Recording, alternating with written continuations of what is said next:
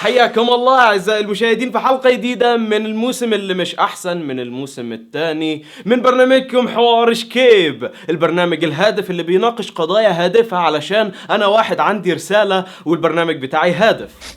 ودلوقتي نروح على المقابلة على طول علشان أنا عارف إن كل الناس اللي بتيجي تتفرج بتروح على المقابلة. إيه ده؟ مين اللي كاتب الكلام ده؟ وإزاي نروح على المقابلة وإحنا عملنا إعلان واحد بس؟ يا ولاد في ايه يا انتوا هو مش شايفين شغلكم ليه؟ فين بقيه الحاجات اللي هنعملها؟ فين الاغنيه؟ فين بقيه المعلنين؟ يا ريس والله يعني نعمل ايه؟ الناس عايزين يشوفوا المقابله على طول. انت عمرك ما نزلت شفت الكومنتات ولا ايه؟ طب ما انا سويت فقره زياده في البرنامج ملهاش اي لازمه ولا ليها دعوه بالحلقه بس علشان اطلع الضيف اكتر والناس ما يروحوش على المقابله على طول. الجزمه دي حلوه قوي وكمان انا البرنامج بتاعي هادف وليه رساله. ما انا عارف يا ريس بس هنعمل ايه؟ ده اللي الناس عاوزينه. انا هقول لك نعمل ايه. لا ابوس ايدك يا ريس، لا بلاش حوار الداب ده، يعني مات من 6 شهور، مفيش حد دلوقتي بيعمل داب. قصدك ايه؟ ان انا واحد كبير يعني ومش فاهم الشباب بيحبوا ايه؟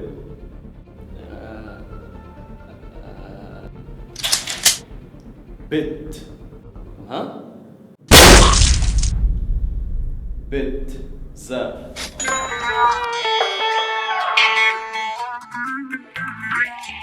رحبوا معايا أعزائي المشاهدين بضيفنا الجميل الإعلامي المشهور أنا. السلام عليكم. هلا حي الله من يانه. الله يحييك. عاوزك بقى تكلمنا شوية عن إنجازاتك. اوف يا اخي انت عارف الواحد ما بيحبش يتكلم على انجازاته كده، خاصة لو انت واحد مشهور، وانت عارف احنا المشاهير ما بنحبش نعمل الحاجة دي. فانا قررت ان انا اعمل فيديو كامل وحفلة كاملة علشان اتكلم على الانجازات والحاجات الحلوة اللي انا عملتها وابين قد ايه انا واحد خطير، مع الموضوع كان ممكن يكون ابسط من كده. والله انك خرافي. تعرف في اكتر حاجة بتعجبني فيك اختيارك للمواضيع الحلقات، بجد حاجات حساسة كده نادرا لما حد يتكلم عليها او يعمل عليها فيديو.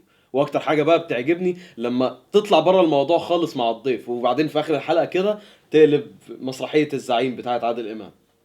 رائع. لا ده انا بقلد ترامب، ما انت عارف هو بقى رئيس امريكا دلوقتي.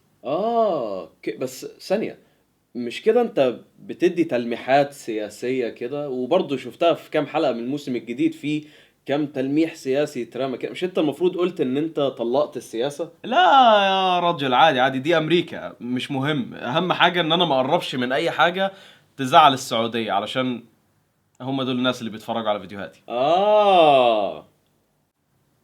اوكي تمام. انت مين؟ انا الاعلان اللي بيترمي في نص الحلقة بطريقة رخيصة جدا وبيفصل المشاهد. اوكي.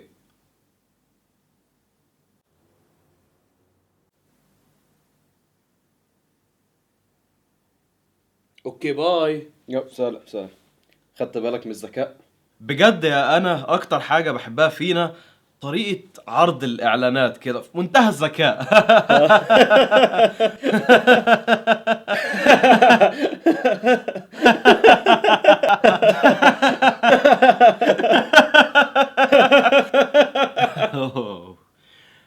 المهم خلينا بقى، يعني كفاية كلام عني، خلينا نتكلم شوية عني.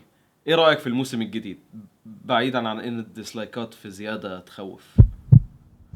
لا بقول لك ايه، الموسم الجديد من الاخر انتاج قوي ومتصور بقى 4K بكاميرات الفوني A7S ودرونز بقى، شطات درونز مرميه في كل حته ملهاش اي لازمه. باين الصرف صراحه. وعجبني اكتر بقى ان انت بقيت تطلع عفويه اكتر في الفيديو، يعني عشان تحاول تثبت للناس ان انت لسه شباب وكده، ما ياخدوش بالهم من ان انت قربت على 40. لا يا عم بس ان شاء الله مش هياخدوا بالهم. ولا الضيوف بقى، ايه رايك في الضيوف؟ اجيب انا المشهور من دول واقعده واديله. صحيح، بمناسبة الضيوف، اعداد. هو ايه بقالنا كام حلقة كده كل الضيوف اللي بنجيبهم ناس شكلهم حلو قوي وعندهم فولورز كتير، ده كل اللي بيعملوه يعني. ايه رأيكم نبدأ نجيب شوية ناس فعلا بيعملوا حاجة؟ هو مش المفروض ان ده برنامج ليه رسالة ولا ايه؟ يا عمي الموضوع سهل جدا، ابقى ارميهم في اخر دقيقتين في الحلقة اللي محدش بيوصل لهم اساسا. يا سلام. I love you man. والله I love you too man. اهم حاجة ان محدش يرجع في القناة ويشوف الفيديوهات القديمة ايام لما انا كنت فاكر ان هي فكرة حلوة ان انا اعمل الشو لايف ايه في اهدى.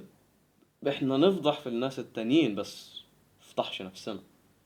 وبكده اعزائي المشاهدين احب اقول لكم ان مفيش تحت الطاولة للحلقة دي، علشان انا واحد صاحب برنامج هادف، واهم حاجة انا واحد صاحب رسالة.